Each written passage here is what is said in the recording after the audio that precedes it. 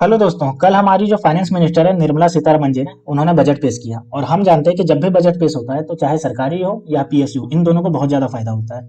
तो आज की वीडियो में हम ऐसे 3 पीएसयू पेनी स्टॉक्स के बारे में देखेंगे जो तो अभी तो है बहुत कम रेट पे, लेकिन ये आगे जो एक साल के अंदर यानी 2024 के लास्ट तक ये बहुत ज्यादा ग्रोथ कर जाएंगे, तो इनमें आप अभी इसको पकड़ सकते हैं। तो सबसे पहले हम ये देखते हैं कि कल जो हमारी निर्मला सीतारमण जी जब बजट पेश कर रही थी तो उन्होंने फर्टिलाइजर सेक्टर को लेकर के बहुत बड़ी बात कही। उन्होंने कहा कि वो नैनो यूरिया को इंट्रोड्यूस करेंगे और उसका मैन्युफैक्चरिंग बहुत ज्यादा बढ़ाएंगे। साथ ही उन्होंने कहा कि फर्टिलाइजर सेक्टर को और ज्यादा बूम करने के लिए ले जाएंगे। ठीक है, तो इससे जो है वो फर्टिलाइजर सेक्टर का स्टॉक जो होगा वो ज्यादा ग्रोथ करेगा। तो चलिए उसी का स्टॉक को देख लेते हैं।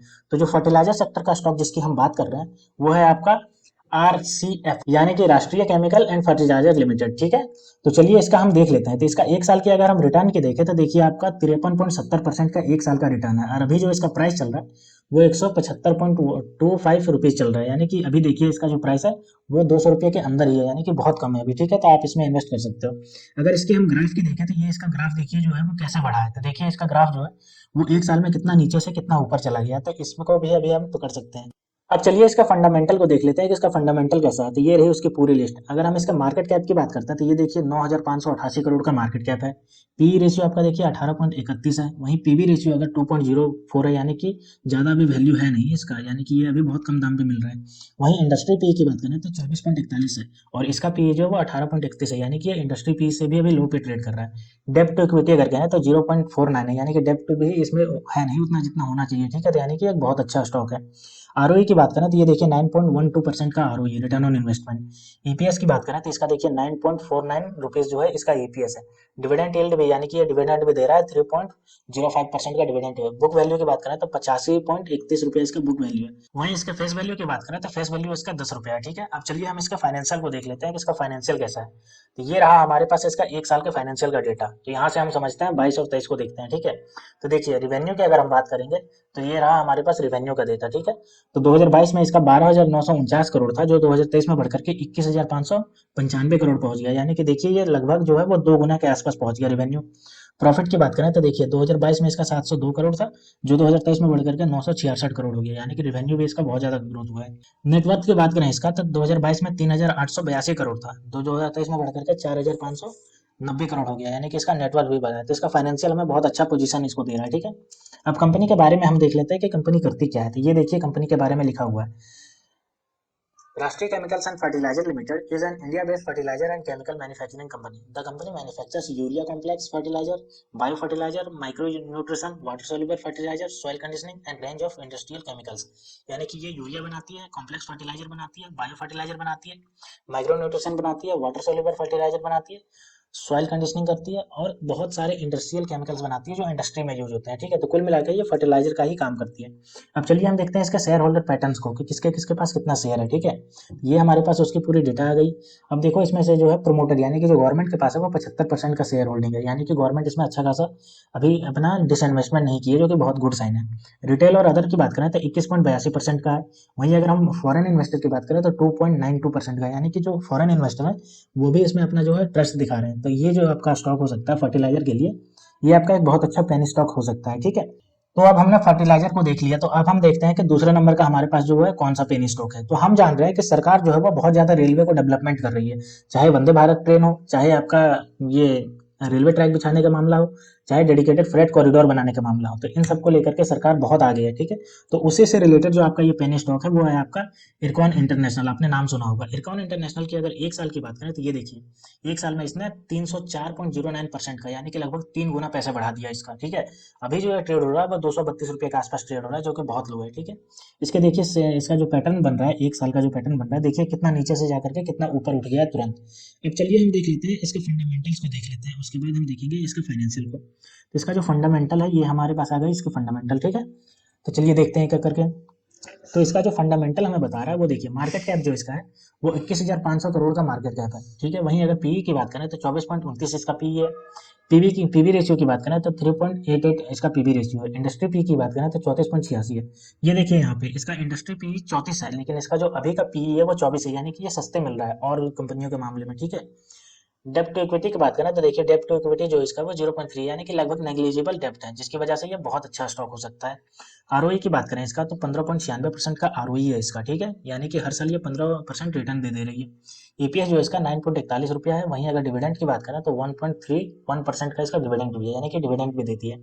वहीं बुक वैल्यू की बात करें तो इसका 58.4 वहीं बुक वैल्यू की बात करें इसका तो 58.94 रुपीज़ का इसका बुक वैल्यू है। फेस वैल्यू की बात करें तो इसका देखिए 2 रुपीज़ का फेस वैल्यू है। अब चलिए इसका हम फाइनेंशियल को देख लेते हैं और समझते हैं कि इसका फाइनेंशियल जो है वो कैसा है, ठीक है। तो ये हम इसका ईयरली फाइनेंशियल को देख लेते हैं। चलिए ये हमारे पास उसकी लिस्ट आ गई। अब हम देखते हैं एक एक करके सबको। तो रेवेन्यू की अगर बात करें तो 2022 में इसका 7,586 करोड़ का था। वहीं 2023 में बढ़ करके 10,750 करोड़ हो गया रेवेन्यू, यानी रेवेन्यू के मामले में ये बढ़ोतरी है, ठीक है, तो ये गुड साइन है। प्रॉफिट की बात करें तो 2022 में इसका 592 करोड़ का प्रॉफिट था और वहीं 2023 में बढ़कर के 765 करोड़ का, यानी कि प्रॉफिट भी इसका बढ़ा है। नेटवर्थ की बात करें तो देखो 2022 में इसका 4,667 करोड़ का इसका नेटवर्थ था और 2023 में बढ़कर के 5,225 करोड़ का इसका नेटवर्थ आ गया, यानी कि ये जो है वो तीनों के मामले में ये बढ़ती जा रही है, तो ये भी बहुत गुड साइन है, ठीक है। अब हम देख लेते हैं कि कंपनी क्या करते हैं, इसका स्नैपशॉट देख लेते हैं थोड़ा। चलिए, तो Ircon International Limited is an India-based integrated engineering and construction company. The company operates in infrastructure sector including railway, highway, bridge, flyover, tunnel, metro, railway, electrification, extra high voltage substation, electrical, ठीक है, और mechanical. देखो यानी कि ये जो railway बनाती है, हाईवे बनाती है, ब्रिज बनाती है, फ्लाईओवर बनाती है, टनल बनाती है, मेट्रो बनाती है, रेलवे इलेक्ट्रिफिकेशन का काम करती है और एक्स्ट्रा है वोल्टेज सबस्टेशन बनाती है। तो ये कुल मिलाकर के रेलवे जितना भी ज्यादा अपग्रेड हो रहा है, मॉडर्नाइजेशन हो रहा है, उसका शायद सीधा फायदा इसको मिलेगा। हमारे जो अभी जो डेवलपिंग कंट्री के लिस्ट में इंडिया है उसकी वजह से बहुत ज्यादा कंस्ट्रक्शन काम चल रहा है, फ्लाईओवर हो, टनल हो, मेट्रो हो, रेलवे हो, तो इसका सीधा फायदा इसको मिलेगा। तो इस कंपनी को भी आप कंसिडर कर सकते हैं, ठीक है। अब इसके शेयर होल्डर पैटर्न को देख लेते हैं। तो ये रही हमारे पास शेयर होल्डर पैटर्न की पूरी डेटा आ गई। तो शेयर होल्डर पैटर्न में इसका देखिए, प्रमोटर यानी कि सरकार के पास जो है वो उसका 65.17% का शेयर है, ठीक है, यानी सरकार अच्छा खासा अपना रखी हुई है।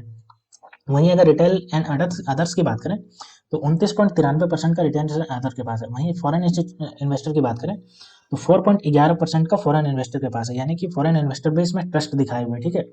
तो आप भी इसको कंसिडर कर सकते हैं, क्योंकि जितना भी अभी देश में विकास होगा, चाहे वो डेवलपमेंट का काम के लिए बहुत ज़्यादा इंफ्रास्ट्रक्चर बनने का काम हो, ट्रेन का विकास होगा तो उसमें ज़्यादा, तो ये डायरेक्टली जो बेनिफिट करेगी वो इसी कंपनी को डायरेक्टली बेनिफिट जाएगा, ठीक है।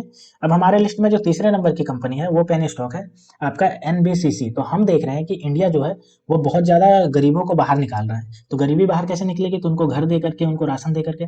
तो जो सरकार का जो मोटो है वो है कि सभी गरीबों को घर मिल जाए, यानी कि छत मिल जाए, पक्की छत मिले। तो पक्की छत जो मिलने का काम होगा वो बनाएगा कौन, तो वो बनाएगी आपकी सरकारी कंपनी। तो कौन सी सरकारी कंपनी बनाती है, तो वो बनाती है आपकी जो सरकारी कंपनी है वो है एनबीसीसी, यानी कि एनबीसीसी ही जो है वो आपकी छत बनाती है सबके, ठीक है। तो ये देखिए ये एक साल का जो रिटर्न दिया है उसने 346.30% का दिया है, लगभग 3 गुना से भी ज्यादा पैसा को बढ़ा दिया है, ठीक है। अभी इसका जो प्राइस ट्रेड हो रहा है वो 158.40 रुपये पे ट्रेड हो रहा है, यानी कि आप इसको पकड़ सकते हो अभी, तो और ज्यादा ये ऊपर चला जाएगा, ठीक है। इसके देखिए हम चार्ट को देख रहे हैं, तो ये देखिए चार्ट कैसे एकदम स्नैप से ऊपर गया है, यानी कि एकदम पूरा ज़ूम कर गया है, ऊपर चला गया, ठीक है। और ये अभी और ऊपर जाएगा, क्योंकि जितने भी सरकार है वो चाह रही है कि सभी गरीबों को घर मिले। और हमें पता है कि अभी जो है सभी गरीबों के पास पक्की छत नहीं है, तो जितना ज़्यादा घर बनेगा, जितना ज़्यादा आपका जो डेवलपमेंट का काम होगा, उतना ज़्यादा इस कंपनी को फायदा होगा। तो आप इसको भी कंसिडर कर सकते हैं, ठीक। अब हम देखते हैं इसका फंडामेंटल को देख लेते हैं, इसका फंडामेंटल कैसा है, ठीक है। तो ये रहा हमारे पास इसकी फंडामेंटल पूरी। अब देखिए हम इसको देखते हैं फंडामेंटल। तो फंडामेंटल में मार्केट कैप देखिए इसका 25,569 करोड़ का इसका मार्केट कैप है, जो कि कितना ज़्यादा है। पी रेशियो की बात करें तो 76.78 है। वहीं अगर पीबी रेशियो की बात करें तो 12.80 है। इंडस्ट्री पी की बात करें तो 40.67 है, यानी।